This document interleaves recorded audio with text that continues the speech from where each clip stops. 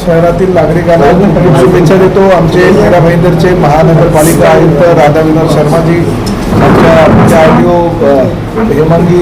हेमांगिनी पाटील आणि आमच्या सगळ्या अधिकाऱ्यांच्या उपस्थितीमध्ये आजपासून ह्या मीरा भाईंदरमधील RTO कार्यालयाचं लोकार्पण आम्ही आज करतोय। ह्या RTOमध्ये MH58 म्हणून याला राज्य शासनानं मान्यता दिलेली आहे। परिवहन मंत्री झाल्यानंतर मी घोषणा केली होती की मीरा भाईंदर शहरातील जनतेसाठी MH58 हे कार्यालय RTOचं आम्ही निर्माण करणार आहोत, जेणेकरून मीरा भाईंदर शहरातील जनतेला ठाण्यापर्यंत जावं लागणार नाही। मध्यंतरीच्या काळामध्ये काही तांत्रिक अडचणी होत्या त्या दूर केल्यात आणि ह्या ठिकाणी जे ठाण्याचा आमचा जो स्टाफ आहे तो या ठिकाणी आता आजपासून बसायला सुरुवात करणार आणि ज्या काही नवीन गाड्या घ्यायच्या आहेत किंवा पासिंग आहे किंवा लायसन्स आहे पूर्णपणे ह्याच कार्यालयातून आता सुरुवात आम्ही केलेली आहे।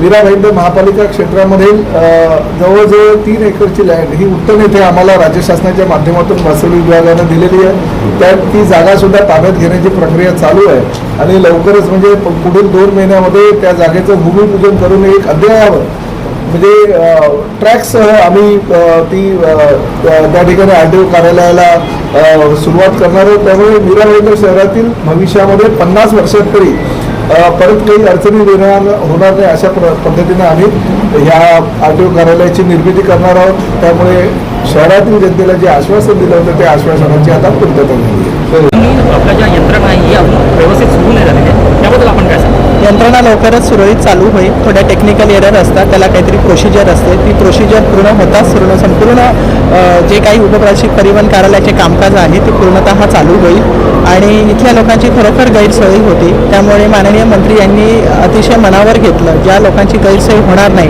त्या उद्देशाने त्यांनी सतत पाठपुरावा केला आणि हे ऑफिस होण्यापूर्वीच त्यांनी ह्या ठिकाणी कॅम्पची सुविधा लोकांना उपलब्ध करून दिली। पण त्यांचं स्वप्न होतं की ह्या ठिकाणी एक ऑफिस असावं आणि ते स्वप्न जसे ते मंत्री झाले तर त्यांनी ते पूर्ण केलेलं आहे आणि इथल्या जनतेलाही जो काही त्रास होता ठाण्याला येण्याबद्दलचा तो त्रास पूर्णपणे कमी होईल ह्या ऑफिसच्या माध्यमातून, असं मी सांगतो।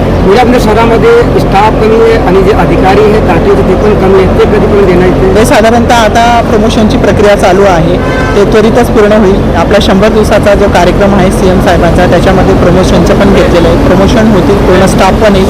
सध्या आपला ठाण्यातला स्टाफ इथे काम करणार आहे, तिथले असिस्टंट RTO आपले प्रसाद नलवडे, रोहित काटकर, डेप्युटी RTO साधारणतः आठवड्यातून 1-2दा येऊन तिथं ह्या लोकांच्या कामाची पूर्तता करतात। साधारणपणे मीरा भाईंदरकरांच्या सेवेत कधीपासून रुजू होईल? सेवेत आपण सुरू झालेलोच आहोत, फक्त टेक्निकल अडचण जसं MH51 याच्या डॅशबोर्डवर येईल तेव्हापासून आपलं चालू होणार।